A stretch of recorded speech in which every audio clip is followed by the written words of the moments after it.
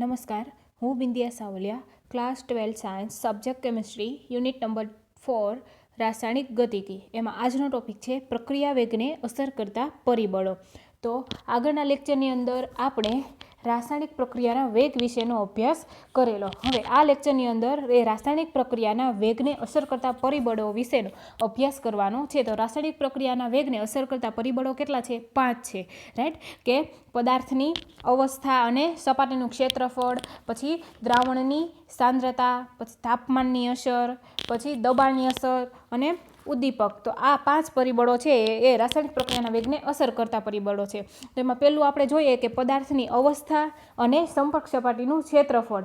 Right, તો પદાર્થની અવસ્થા અને સંપર્ક સપાટીના ક્ષેત્રફળની અંદર જોઈએ તો પદાર્થની અવસ્થા છે એ કેટલા પ્રકારની? તો કે 3 પ્રકારની: ઘન, પ્રવાહી અને વાયુ. રાઈટ, તો એ ત્રણેય અવસ્થા છે એમાંથી કોણ ઝડપથી એનું શું થશે? ઇવોપરેટ થાય છે. રાઈટ, તો આપણે જોઈએ કે હવે ધારો કે ઘન પદાર્થ તરીકે કોલસો, પ્રવાહી તરીકે કેરોસીન અને વાયુ પદાર્થ તરીકે આપણે રાંધણ ગેસ લઈએ, તો આ ત્રણમાંથી કોણ ઝડપથી સળગશે? તો કે વાયુ. કેમ? વાયુ, રાંધણ ગેસ. કેમ? કારણ કે એની સંપર્ક સપાટીનું ક્ષેત્રફળ છે એ કેવું હોય છે? વધુ હોય છે. રાઈટ, જે આપણે દ્રવ્યની અવસ્થાઓ જે ચેપ્ટર હતું 11th રાઈટ, ઘન, પ્રવાહી અને વાયુ, એના જે ગુણધર્મો લખવાના હતા એની અંદર આપણે જોઈ લીધું કે વાયુ પદાર્થ છે તેને જે પાત્રમાં નાખવામાં આવે એ આખા પાત્રને ભરી દેશે. એટલે સંપર્ક સપાટીનું ક્ષેત્રફળ કેવું હોય છે? વધારે હોય છે. રાઈટ, એટલે એ ઝડપથી સળગશે. એટલે કે પદાર્થની અવસ્થા એ પ્રક્રિયાના વેગ ઉપર અસર કરશે. રાઈટ, કે જેમ સંપર્ક સપાટીનું ક્ષેત્રફળ વધુ હશે તેમ એનો પ્રક્રિયા વેગ કેવો હશે? વધુ હશે. રાઈટ, એટલે આપણે કહી શકીએ કે ઘન કરતાં પ્રવાહી અને પ્રવાહી કરતાં વાયુ અવસ્થામાં પ્રક્રિયકોની પ્રક્રિયા કેવી થાય છે? ઝડપી થાય છે. રાઈટ, તો હવે આપણે એક એક્ઝામ્પલ લઈએ કે હેબર વિધિની અંદર જે ઇન્ડસ્ટ્રીમાં છે, હેબર વિધિની અંદર જે લોખંડના ટુકડાને બદલે આપણે શેનો ઉપયોગ કરીએ છીએ? લોખંડના બારીક પાવડરનો અથવા તો લોખંડના ભૂકાનો આપણે ઉદ્દીપક તરીકે વાપર્યો હતો. કેમ? કારણ કે બારીક પાવડર વાપરવાથી એનું શું થશે? એની સંપર્ક સપાટીનું ક્ષેત્રફળ છે વધી જાય છે, અને સંપર્ક સપાટીનું ક્ષેત્રફળ વધશે એટલે એનો પ્રક્રિયા વેગમાં શું થશે? વધારો થશે. તેથી આપણે કહી શકીએ કે પદાર્થની અવસ્થા એ પ્રક્રિયાના વેગ ઉપર અસર કરતું એક ખાસ પરિબળ છે. રાઈટ, પછી હવે આપણે જોઈએ કે પાણીની એક ગ્લાસ ભરેલો હોય અને હવે જ્યારે આપણે પોતું મારીએ છીએ ત્યારે રાઈટ, તો એ જલ્દી સુકાઈ જાય છે. અથવા તો પાણી ઢોળેલું છે અને આપણે જે પોતું મારીએ છીએ, બે વસ્તુ છે. રાઈટ, તો એમાંથી સૌથી પહેલું ડ્રાય કોણ થશે? તો કે જે આપણે પોતું મારીએ છીએ એ ડ્રાય થશે. કેમ? કારણ કે એની સંપર્ક સપાટીનું ક્ષેત્રફળ છે એ કેવું થઈ જાય છે? વધી જાય છે. રાઈટ, તો આ એનો એક પરિબળ થયું, અસર કરતું પરિબળ. હવે બીજું પરિબળ આવશે દ્રાવણની સાંદ્રતા. તો આ ટોપિકની અંદર આ જે ટોપિક છે દ્રાવણની સાંદ્રતાવાળો, એ ટોપિક આપણે લો સેટેલિયરના નિયમ વડે સમજાવી શકાશે. કે હવે ધારો કે આપણે કોઈ ઇન્ડસ્ટ્રીની અંદર જે આપણે નીપજ વધુ પ્રમાણમાં મેળવવી છે, તો નીપજ વધુ પ્રમાણમાં મેળવવા માટે આપણે શરૂઆતથી જ પ્રક્રિયાનો જથ્થો છે એ વધારે લેવો પડશે, તો જ આપણને નીપજ વધારે મળશે. રાઈટ, કેમ? કારણ કે જે લો સેટેલિયર નામનો વૈજ્ઞાનિક છે એને શું કહ્યું હતું કે પ્રક્રિયાને જો નવું સંતુલન મેળવવું હશે તો પ્રક્રિયાની સાંદ્રતામાં શું થવો જોઈએ? ઘટાડો થવો જોઈએ. રાઈટ, કારણ કે અહીંયા આગળ જે પ્રક્રિયક છે એ શરૂઆતથી કેવો લેવામાં છે? વધારે લેવામાં આવે છે. રાઈટ, કે જેથી પ્રેશર છે આપણે પુરોગામી દિશામાં રહેશે. આવું કોણે કહે છે? કે તો કે લો સેટેલિયર કહે છે. રાઈટ, એટલે કે પ્રક્રિયામાંથી ધારો કે આ પ્રક્રિયક છે, પ્રક્રિયકમાંથી શું બનશે? નીપજ બનશે, તો આ પુરોગામી પ્રક્રિયા કહેવાશે. રાઈટ, પછી આમાંથી આ બનશે પ્રક્રિયકમાંથી નીપજ, અને નીપજમાંથી ફરી પ્રક્રિયક બનશે તો એને પ્રતિવર્તી પ્રક્રિયા કહેવાશે. રાઈટ, તો લો સેટેલિયર પ્રમાણે જે પ્રક્રિયકમાંથી જે નીપજ મળે છે એની અંદર જો પ્રક્રિયકની સાંદ્રતા વધારે લેવામાં આવે તો સંતુલન છે એ શું થશે? ખોરવાઈ જશે, અને પ્રક્રિયક છે એની સાંદ્રતામાં ઘટાડો કરે માટે પ્રક્રિયા છે એ પુરોગામી દિશામાં આગળ વધશે અને નીપજ આપણને વધુ પ્રમાણમાં મળશે. રાઈટ, તો આ બેઝિક માહિતી આપણે ઇન્ડસ્ટ્રીયલ ક્ષેત્રે ઉપયોગી નીવડે છે. રાઈટ, અને દ્રાવણની સાંદ્રતા, જે પ્રક્રિયકની સાંદ્રતા વધશે તો એનો રાસાયણિક પ્રક્રિયાનો વેગમાં શું થાય છે? વધારો થાય છે. હવે એમાં તાપમાનની શું અસર થાય છે એ જોઈએ તો આને પણ તાપમાનની અસરમાં પણ શું લો સેટેલિયરનો નિયમ લાગુ પડશે. તો લો સેટેલિયરે શું કહ્યું છે? તો કે ઉષ્માને આપણે એક પ્રક્રિયક તરીકે એને ગણ્યું છે. રાઈટ, તો તાપમાન આધારિત આપણે બે પ્રકારની પ્રક્રિયા હોય છે, એક ઉષ્મા ક્ષેપક પ્રક્રિયા અને બીજી ઉષ્મા શોષક પ્રક્રિયા. તો પેલું જોઈએ ઉષ્મા શોષક પ્રક્રિયા. તો ઉષ્મા શોષકમાં પ્રક્રિયામાં શું થશે? તો કે તાપમાનમાં વધારો કરશે. તાપમાનમાં વધારો થાય તો પ્રક્રિયાનો વેગ શું થશે? વધારો થશે. કેમ? કારણ કે ઉષ્મા ઉમેરાય છે ને ઉષ્મા શોષક પ્રક્રિયા. તો ઉષ્મા ક્યાં ઉમેરાય છે? તો કે પ્રક્રિયક પ્લસ ઉષ્મા. રાઈટ, પ્રક્રિયકની અંદર ઉષ્મા ઉમેરીશું એટલે આપણને શું મળશે? નીપજ મળશે. હવે જે આપણે પ્રક્રિયકની અંદર ઉષ્મા ઉમેરીએ છીએ જો એ ઉષ્મા આપણે વધારીએ તો આ નિયમ લાગુ પડશે, અને એ ઉષ્માને આપણે લો સેટેલિયરે શું કહ્યું હતું? પ્રક્રિયક કહ્યું હતું, રાઈટ. એટલે કે પ્રક્રિયક વધી ગયેલો કહેવાશે, રાઈટ. તેથી પ્રક્રિયા છે એ પૂર્વગામી દિશામાં આગળ વધશે અને નિપજ આપણને કેવી મળશે, વધારે મળશે અને પ્રક્રિયાનો વેગ કેવો થશે, વધશે, રાઈટ. તો ઉષ્માશોષક પ્રક્રિયાની અંદર આપણે તાપમાન વધારીએ છીએ ત્યારે શું થશે, પ્રક્રિયાનો ગતિ ઊર્જા મળશે અને એ ગતિ ઊર્જા મળવાને કારણે પ્રક્રિયા ઝડપી થશે, એનું અથડામણ કેવું થશે, ઝડપી થાય અને પ્રક્રિયાનો વેગ વધી જશે. બીજું એક્ઝામ્પલ લઈએ ખાંડનું. ખાંડને આપણે ઠંડા પાણીમાં ઓગાળીએ અને ગરમ પાણીમાં ઓગાળીએ, રાઈટ. તો બંનેમાંથી કયા પાણીમાં ખાંડ ઝડપથી ઓગળશે, તો કે ગરમ પાણીમાં. કેમ? કારણ કે ગરમ પાણીની અંદર જે ખાંડ ઉમેરવાથી અણુઓને ગતિ ઊર્જા મળશે અને એ ગતિ ઊર્જા મળવાને કારણે ખાંડ છે એ પાણીના અણુઓ સાથેની અથડામણ કેવી થશે, વધી જશે, કે તેનાથી અથડામણ વધવાને કારણે ખાંડ ઝડપથી પાણીમાં ઓગળી જાય છે ગરમ પાણીની અંદર, રાઈટ. તો તે કહી શકાય કે ઉષ્માશોષક પ્રક્રિયાની અંદર તાપમાનનો વધારો કરવાથી પ્રક્રિયાનો વેગ શું થશે, વધશે, રાઈટ. તો બીજું આપણે જોયું ઉષ્માક્ષેપક પ્રક્રિયા. તો ક્ષેપક એટલે શું, કે ઉષ્માનું ઉત્સર્જન થાય છે, રાઈટ. તો એ ઉત્સર્જન ક્યાં હોય છે, તો કે નિપજની અંદર હોય છે. તો પ્રક્રિયકમાંથી ઇટ ગીવ્સ નિપજ પ્લસ ઉષ્મા મળશે, રાઈટ. તો નિપજની સાથે ઉષ્મા છે એ બહાર ફેંકાતી હોય છે, રાઈટ. તો ઉષ્માક્ષેપક પ્રક્રિયામાં જો તાપમાન વધારીએ તો પ્રક્રિયા બરાબર થશે નહીં, એટલે કે નિપજ વધશે, રાઈટ. તો માટે પ્રક્રિયા શું થશે, રિવર્સ જશે, તો નિપજ ઘટી જાય અને પ્રક્રિયક શું થશે, વધશે. માટે ઉષ્માક્ષેપક પ્રક્રિયાની અંદર આપણે તાપમાન ઘટાડીએ તો પ્રક્રિયા વેગમાં શું થશે, વધારો થાય છે. અને ઘણી પ્રક્રિયા એવું હોય કે ઓરડાના તાપમાને ન થાય, પરંતુ એને જો ટેમ્પરેચર આપવામાં આવે, એનું તાપમાન ઊંચું કરવામાં આવે તો એ પ્રક્રિયા છે એ થતી જોવા મળે છે, રાઈટ. હવે ચોથો પ્રકાર આવશે દબાણની અસર. તો દબાણની અસર શું થતી હોય છે, તો કે દબાણની અસરની વાત આપણે કરીએ તો પ્રક્રિયામાં જે પ્રક્રિયક અને નિપજ આપણે વાયુરૂપ અવસ્થામાં હોવો જોઈએ, રાઈટ. તો જ દબાણની અસર વર્તાશે. જો પ્રક્રિયા વાયુ સ્વરૂપમાં હોય અને પ્રક્રિયાના દબાણમાં વધારો કે ઘટાડો કરવામાં આવે તો પણ પ્રક્રિયાના વેગમાં શું થતું હોય છે, વધારો કે ઘટાડો થતો હોય છે, રાઈટ. તો કેટલીક એવી પ્રક્રિયાઓ છે કે જેમાં દબાણનો ઘટાડો કરવાથી પ્રક્રિયાનો વેગ શું થાય છે, વધે છે. અને કેટલીક એવી પ્રક્રિયાઓ છે કે જેમાં દબાણનો વધારો કરીએ તો પ્રક્રિયાનો વેગમાં શું થશે, વધારો થશે.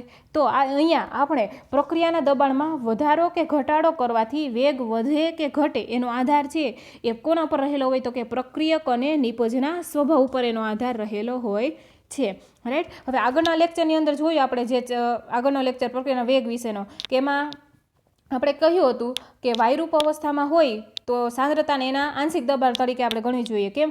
કારણ કે સાંદ્રતા અને આંશિક દબાણ એ બંને પદાર્થના અણુઓની શું દર્શાવશે, સંખ્યા દર્શાવશે, રાઈટ. કે અણુઓની સંખ્યાના આપણે પર્યાયમાં છે, રાઈટ. એટલે અહીં આપણે જ્યારે દબાણના ફેરફારની અસરની વાત કરતા હોય ત્યારે પ્રક્રિયક અને નિપજના મોલની સંખ્યાને આપણે શું કરવી પડશે, એને ધ્યાનમાં લેવી પડશે, રાઈટ. તો હવે જોઈએ કે જે પ્રક્રિયક અને નિપજના સ્વભાવ. તો બંધ તૂટવાની પ્રક્રિયા જો ધીમી હોય તો પ્રક્રિયાનો વેગ શું થશે, ઘટશે, રાઈટ. તો અહીંયા આપણને પ્રક્રિયા આપેલી છે અને આ પ્રક્રિયા ઝડપી છે, જ્યારે આ પ્રક્રિયા કેવી છે, ધીમી. કેમ? કારણ કે અહીંયા નાઇટ્રોજન છે N2, રાઈટ. એમાં કેટલા બંધ હોય છે, ટ્રિપલ બોન્ડ હોય છે, ત્રિબંધના કારણે, રાઈટ. હવે જે પાંચમો આવશે ઉદ્દીપક. રાસાયણિક પ્રક્રિયાના વેગને અસર કરતા પરિબળોમાં જે પાંચમો આવશે ઉદ્દીપક. તો આપણે 10મા ધોરણની અંદર 11મા ધોરણની અંદર ભણી ગયા છીએ કે ઉદ્દીપક છે એ શું કામ કરશે, તો કે ઉદ્દીપક છે એ રાસાયણિક પ્રક્રિયામાં વપરાતો નથી, પરંતુ એ શું કરશે, રાસાયણિક પ્રક્રિયાના વેગમાં વધારો કરે છે, રાઈટ. તો ઉદ્દીપકની વ્યાખ્યા આપણે આપવી તો શું આપી શકીએ, તો કે જે પદાર્થ રાસાયણિક પ્રક્રિયાના વેગમાં વધારો કરે અને પ્રક્રિયાને અંતે મૂળ સ્વરૂપે આપણને પાછો મળે તેને શું કહેવાય છે, અથવા તો તેવા પદાર્થને આપણે ઉદ્દીપક કહેવામાં આવે છે, રાઈટ. તો ઉદ્દીપક શું કામ કરશે, તો કે ઉદ્દીપક છે એ પ્રક્રિયાની સક્રિયકરણ ઉર્જામાં ઘટાડો કરશે, એટલે કે પ્રક્રિયા માટેનો જે ઉર્જાનો અવરોધ છે એ શું કરશે, ઘટાડશે. ધારો કે A+B it gives AB, right. તો એને બીની સાથે અથડામણ કરવી છે, બીને એની સાથે અથડામણ કરવી છે, રાઈટ. પણ આ જો ઉદ્દીપક નહીં હોય તો આ એ છે એ બી સાથે, બી છે એ સાથે અથડામણ કરી શકશે નહીં, અને અથડામણ નહીં કરી શકે તો એ બી બનશે જ નહીં. તો એ અથડામણ કરવા માટે આપણે શું ઉમેરીએ છીએ, ઉદ્દીપક ઉમેરવામાં આવે છે અને પ્રક્રિયા છે એ આપણને આગળ વધતી જોવા મળશે. તો આ આપણે જોયા રાસાયણિક પ્રક્રિયા વેગને અસર કરતા 5 પરિબળો વિશેનો અભ્યાસ કર્યો છે, રાઈટ. એક્ઝામની અંદર સવાલ પણ પૂછાઈ શકે કે રાસાયણિક પ્રક્રિયાના વેગને અસર કરતા પરિબળો સમજાવો, રાઈટ. તો કયા આવશે, પ્રક્રિયાઓની કે સાંદ્રતા, જો વાયુની દાબણમાં હોય, વાયુના બાબતમાં હોય તો આપણે દબાણ લઈ શકીએ, રાઈટ. પ્રક્રિયક અને નિપજના સ્વભાવ, સંપર્ક સપાટીનું ક્ષેત્રફળ, પ્રકાશની હાજરી, રાઈટ.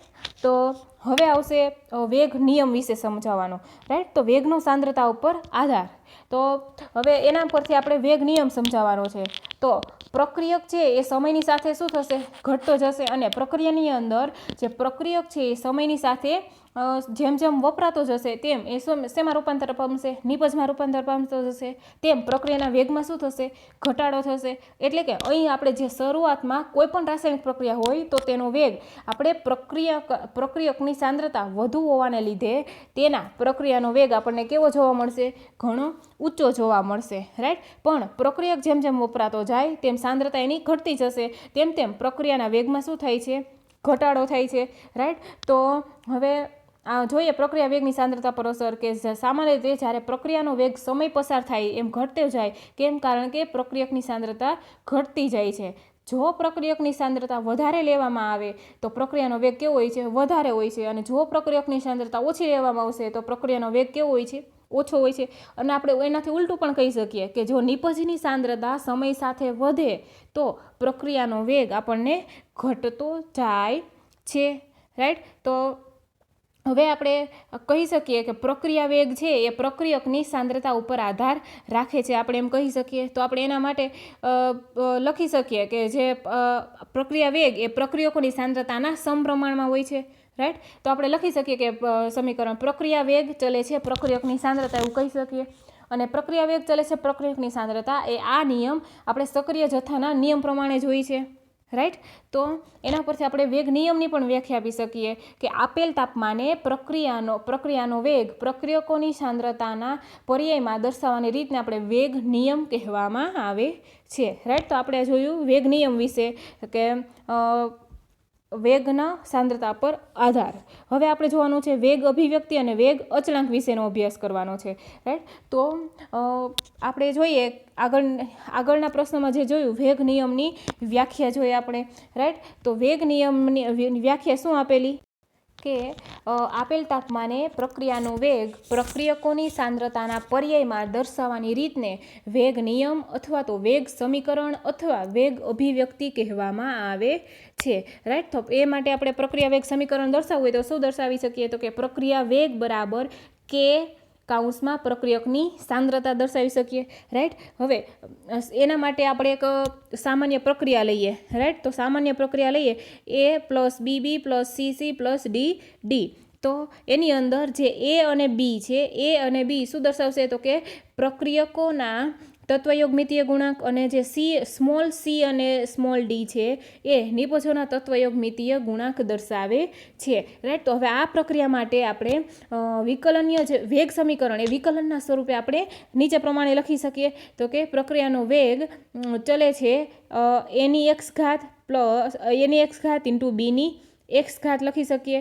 રાઈટ. તો આને આપણે જે વિકલન સ્વરૂપે દર્શાવીએ છીએ એને આપણે આ રીતે દર્શાવી શકીએ કે પ્રક્રિયા વેગ બરાબર -dr/dt ઇઝ ઇક્વલ ટુ કે કાઉન્સમાં એની x ઘાત ઇન્ટુ બીની x ઘાત. તો અહીંયા આપણને જે ઘાતાંકો મળે છે x અને y. રાઈટ. આજે x અને y એ શું છે? તો કે x અને y એ પ્રક્રિયકોના તત્વયોગમિતીય ગુણાંકો હોઈ શકે અથવા તો ન પણ હોય. રાઈટ. કેમ? કારણ કે ઘાતાંક છે આપણે પ્રાયોગિક રીતે નક્કી થાય છે. તો અહીંયા જે આપણે ઘાતાંક મળેલા છે એ પ્રાયોગિક રીતે તેના મૂલ્ય મળતા હોય છે. એ તત્વયોગમિતીય ગુણોત્તર આપ્યા એ પ્રમાણે લખી દેવું એ કંઈ જરૂરી હોતું નથી. રાઈટ. તો અહીંયા આપણે હવે એના વિશે આપણે એક ઉદાહરણ દ્વારા પણ એને સમજવાનો પ્રયત્ન કરીશું. તો આપણે જે વિકલનીય વેગ સમીકરણ હતું એની અંદર આપણે જે ચલનાંક દૂર કરવા માટે આપણે કે જે સપ્રમાણતા અચળાંક છે એને એડ કર્યો છે. રાઈટ. તો હવે આ સમીકરણના જેવું જ સમીકરણ જે પ્રક્રિયાના વેગને શું કરે છે? પ્રક્રિયાની સાંદ્રતા સાથે સંબંધિત કરે છે, કે જેને આપણે વેગ નિયમ અથવા તો વેગ અભિવ્યક્તિ કહે છે. તો આ વેગ નિયમ એ એવી અભિવ્યક્તિ છે કે જેમાં પ્રક્રિયા વેગ એ પ્રક્રિયકોની સાંદ્રતાના પર્યાયમાં દર્શાવવામાં આવે છે, કે જેમાં પર્યાય પર કોઈ ઘાતાંક મૂકવામાં આવે છે જે સંતુલિત રાસાયણિક સમીકરણમાં જે પ્રક્રિયા કરતી સ્પીસીસના તત્વયોગમિતીય ગુણાંક હોય અથવા તો એ ન પણ હોઈ શકે. તો આપણે એને એક ઉદાહરણ દ્વારા સમજીએ.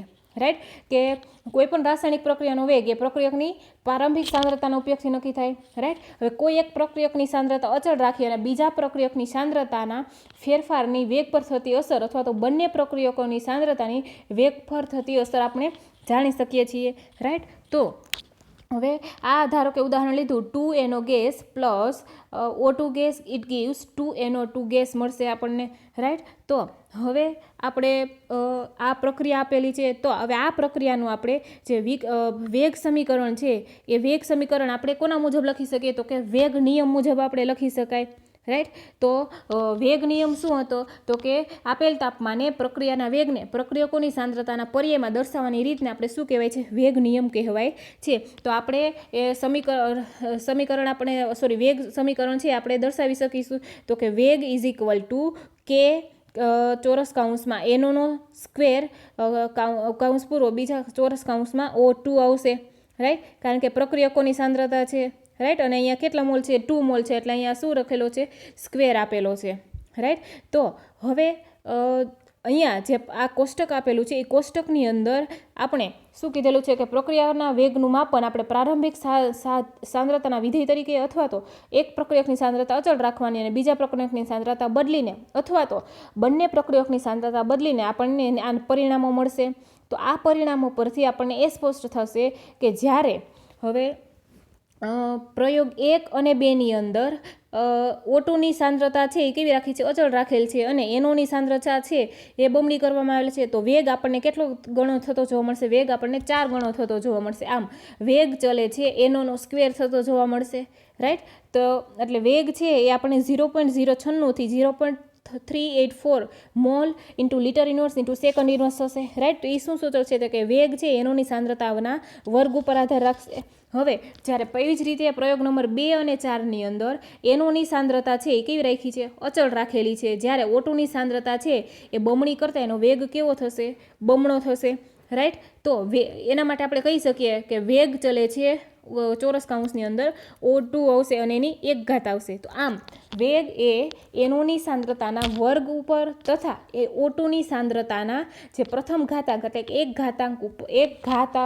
ઘાત ઉપર આધાર રાખે છે. અને આગળ આપણે વેગ સમીકરણ બનાવ્યું, વેગ ઇઝ ઇક્વલ ટુ કે ચોરસ કૌંસની અંદર એનોનો સ્ક્વેર ઇન્ટુ O2 ચોરસ કૌંસની અંદર, રાઈટ. તો હવે એ જે વેગ સમીકરણ હતું એનું વિકલન સ્વરૂપ આપણે આ રીતે લખી શકીશું કે પ્રક્રિયા વેગ બરાબર -dr/dt બરાબર કે એનોનો સ્ક્વેર O2 એવું આપણે લખી શકીએ છીએ, રાઈટ. તો આ એક એવું સ્વીકારેલું સમીકરણ છે કે જે આ સંતુલિત સમીકરણમાં એનોનો ઘાતાંક એ તત્વયોગમિતીય ગુણાંક જેટલો છે, અને જ્યારે ઓક્સિજનનો ઘાતાંક છે એ આપણને લખવાની જરૂર પડતી નથી. કેમ? કારણ કે ઓક્સિજનનો ઘાતાંક કેટલો છે, 1 જ છે, રાઈટ. તો પ્રક્રિયાવેગ સમીકરણમાં આપણે ઘાતાંક એ આપણે પ્રાયોગિક રીતે નક્કી કરી શકીએ છીએ, સૈદ્ધાંતિક રીતે નક્કી કરી શકતા નથી. અને તત્વયોગમિતીય ગુણાંક હોય એટલા જ હોય એ પણ જરૂરી નથી, રાઈટ. તો આ પ્રક્રિયકના જે તત્વયોગમિતીય સહગુણાંક હોય જે તે પ્રક્રિયકની સાંદ્રતા પદની ઘાતાંકને સમાન હોય, પરંતુ દરેક પ્રક્રિયામાં આવું બને એ જરૂરી હોતું નથી, રાઈટ. તો હવે આપણે એના જે એ સમજવા માટે આપણે એના આધારે કેટલાક પ્રાયોગિક પરિણામો જોઈએ. તો પ્રાયોગિક પરિણામોની અંદર પહેલી પ્રક્રિયા જોઈએ જે chloroform CHCl3 plus Cl2 it gives carbon tetrachloride CCl4 plus HCl બનશે. તો આમાંથી એક Cl છે એ આની સાથે જોઈન્ટ થઈ જશે, રાઈટ, અને HCl છૂટો પડશે, રાઈટ. એટલે આપણને આ પ્રક્રિયામાંથી આપણે CCl4 અને HCl બનશે, રાઈટ. કારણ કે Cl2માંથી એક Cl છે એ ક્લોરોફોર્મમાં ઉમેરાય છે અને CCl4 અને HCl બનાવે છે. હવે આપણે એનું વિકલ્યનું વેગ સમીકરણ બનાવવામાં આવશે ત્યારે આપણને શું મળશે, તો કે વેગ બરાબર -dr/dt ઇઝ ઇક્વલ ટુ આપણે લખી શકીએ કે કે ચોરસ કૌંસમાં CHCl3 ઇન્ટુ Cl2 1/2 લખી શકીશું, રાઈટ.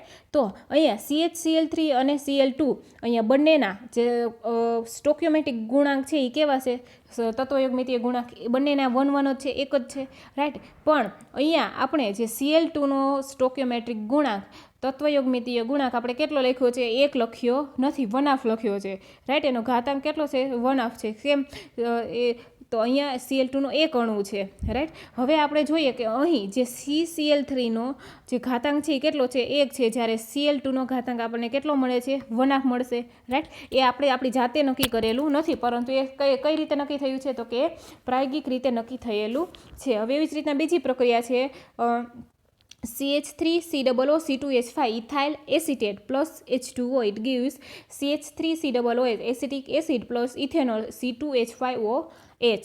રાઈટ. હવે આનો જે આપણે વિકલન અને વેગ સમીકરણ લખવું હોય તો આપણને મળશે વેગ બરાબર -dr/dt is equal to k into, હવે આ એસિટેટ બનશે, એસિટેટ છે તો એના જગ્યાએ આપણે એસ્ટર લખી શકીશું, રાઈટ. ઇથાઇલ એસિટેટ છે તો એસ્ટરનો એસ્ટરની 1 ઘાત અને કાઉન્સમાં H2O ની 0 ઘાત, રાઈટ. તો આ પણ પ્રક્રિયા છે, આ એ પ્રાયોગિક રીતે નક્કી થયેલી છે કે જેમાં એસ્ટરનો ઘાતાંક કેટલો છે 1 છે અને H2Oનો ઘાતાંક કેટલો છે 0 છે. તો સામાન્ય રીતે પ્રક્રિયા વેગનું સમીકરણ લખતા હોય અને જ્યારે એની અંદર પ્રક્રિયક તરીકે પાણી આવતું હોય, વોટર મોલિક્યુલ આવતો હોય, તો પાણી માટે આપણે વેગના સમીકરણમાં ઉલ્લેખ થતો નથી, કારણ કે પ્રક્રિયા દરમિયાન પાણીની સાંદ્રતામાં ફેરફાર થતો હોય એ કેવું હોય છે, એકદમ નહિવત હોય છે, કે જેના લીધે પાણીની સાંદ્રતા આપણે લખવામાં આવતી નથી, રાઈટ. તેથી આ સમીકરણની અંદર આપણે વેગ બરાબર k ઇન્ટુ CH3COO2H5 1 ઘાત એટલું લખ્યું હોય તો પણ એ ચાલે, કારણ કે અહીંયા જે વોટર મોલેક્યુલ છે એની ઘાત કેવું હોય છે 0 હોય એટલે એ પદનું મૂલ્ય તો 1 થઈ જાય, રાઈટ. તો અહીંયા હવે આપણે જેટલા વેગ સમીકરણ જોયા એમાં કહ્યું કે પ્રક્રિયાનો વેગ એ પ્રક્રિયકની સાંદ્રતાના યોગ્ય ઘાતાંકના સમપ્રમાણ હોય છે, રાઈટ. તો આખું સમીકરણ એ પ્રમાણે જ બનશે, રાઈટ. તો હવે એ ઘાતાંક શું છે, રાઈટ. તો એ ઘાતાંક એ પ્રક્રિયકની સાંદ્રતાના ઘાતાંકને આપણે શું કહેવાય છે, પ્રક્રિયાક્રમ કહેવામાં આવે છે, રાઈટ. તો નેક્સ્ટ લેક્ચરની અંદર આપણે પ્રક્રિયાક્રમ અને પ્રક્રિયાની આણ્વિકતા વિશેનો અભ્યાસ કરવાનો છે.